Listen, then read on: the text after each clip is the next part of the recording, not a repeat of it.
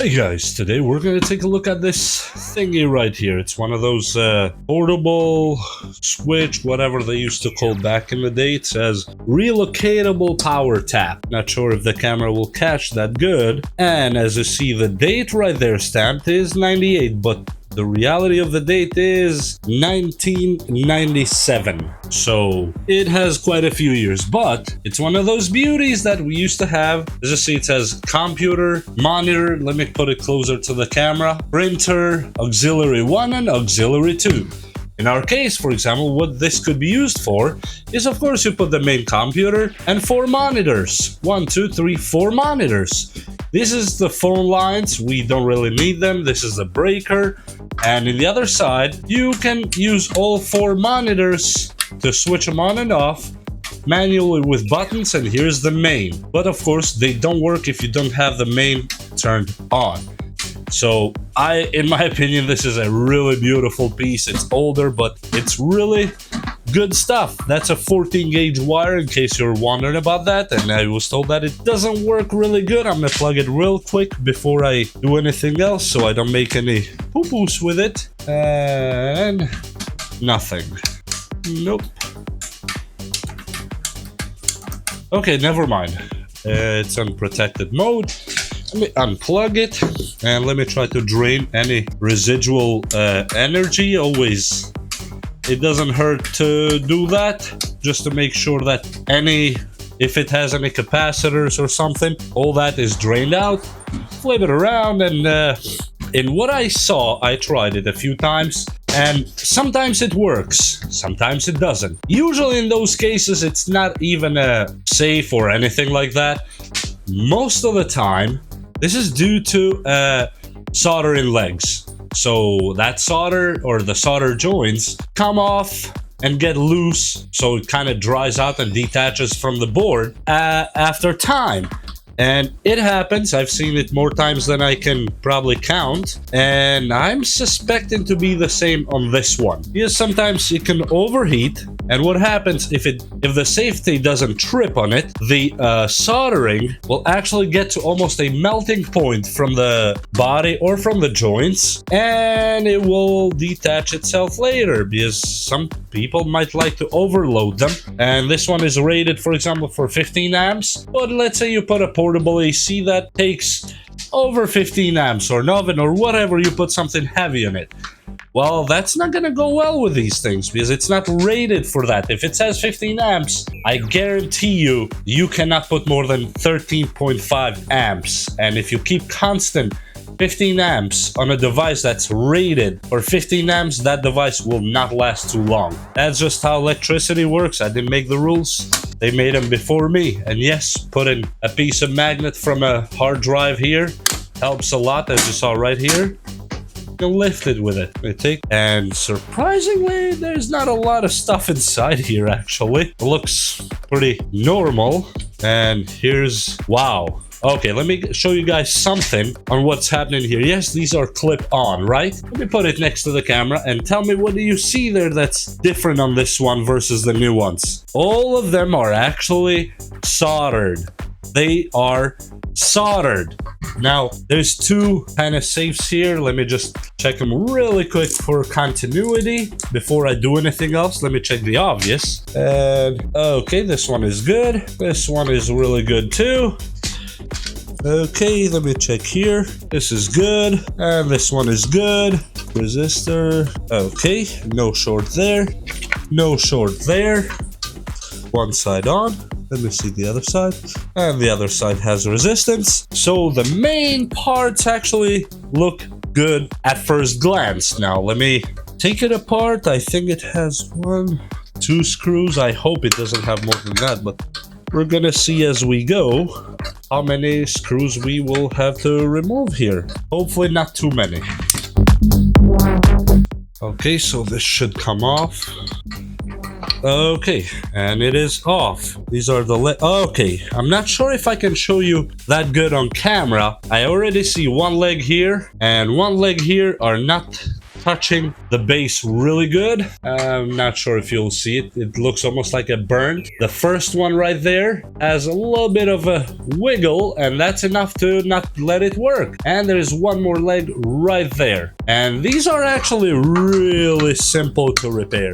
Extremely simple. And I will do an abomination and a sin here to some of you that I'm gonna put some tinning flux on those legs before I just resolder, and I'm gonna put it manually like this because it gets the temperature going, and that's all I need. I'll probably redo some of the other legs just for good measure. Oh yeah, I see a lot of them are actually not seated properly because of exactly what I suspected had happened with it. So that should technically not be a big deal. It should be an easy fix, and we should be on our way. So let's do just that. Let me get the soldering going on. It is almost hot, but not very hot. So we'll see how that goes. Okay, so we are not really desoldering them. We are just remelting the solder that's in there to make it sit a little bit better. Okay, that looks really good to me, and I have no reason to not believe that. But yeah, that flux really does some miracles. I love it. Okay, let's do the same with the rest, just so it remelts and reseats good.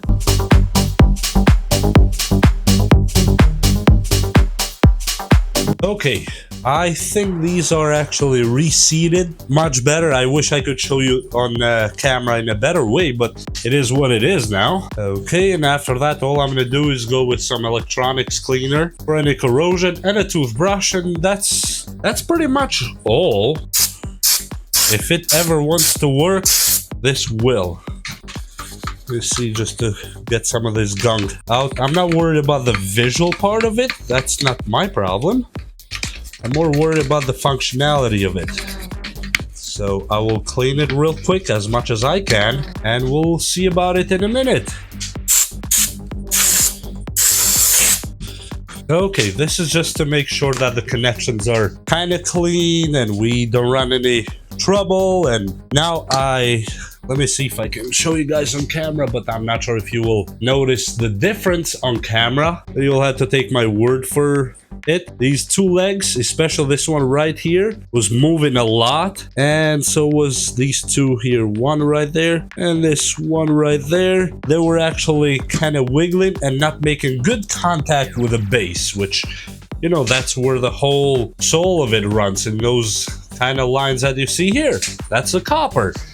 And now, technically, they should be connected really good. And I'm gonna do a pre-put back together test so we don't waste time and see if it works. Okay, no fire yet. That's good. And I'm not sure if you can see the lights. Now they're both on. As you see there, now let's see if any of these... Okay, the first one turns on. Second, third, fourth. Let me turn off my light so you guys can see what we're talking about here. Okay, as you see, all the lights are on and now it's protected. And before, when I would move like this, it would actually turn off because these soldering joints here were not good.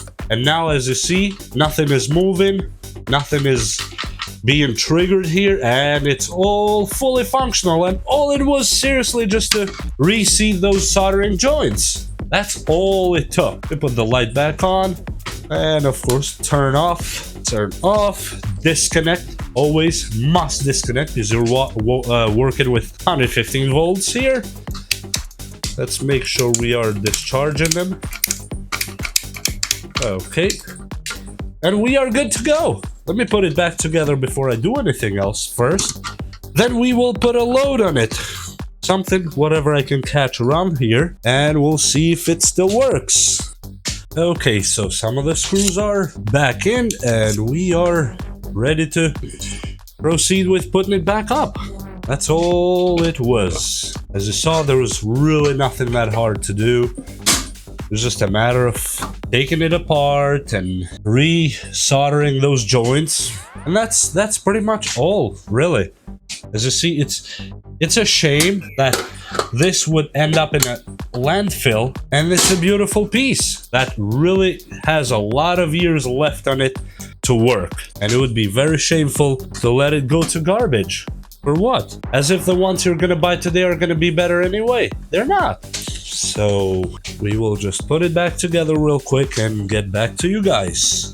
Okay, and now I think I have a really beautiful power tap for years to come. Okay, let me turn it on. Beautiful. Both lights come on. I'm not sure if the main light will let us see it. Boom. All of them are good and working. Now let me put a load on it just so it's easier visually for you guys to see it, and I will connect it to one of the secondary ones. Let's say, for example, auxiliary 2, I guess, here, whatever that is. It turns on. Auxiliary 2 right here, and as you see, the lamp turns on. But now I can just, as you see, boom, this is really beautiful. What else do you need in life? You turn it off either here, as you see, either the main or here. These are really, really good working devices. Now just compare it with this kind of thing here. This works, but there's no chance of them being even comparable. Just the copper and the work that was done inside this thing screams quality. We're talking about real quality. And here's again the writings and whatnot. Let me just put it here. Yes, it says made in China. I know it's Chinesium, just like your iPhone. And the year is again 1997. And let me do some free energy. Nah, never mind. I'm just joking now.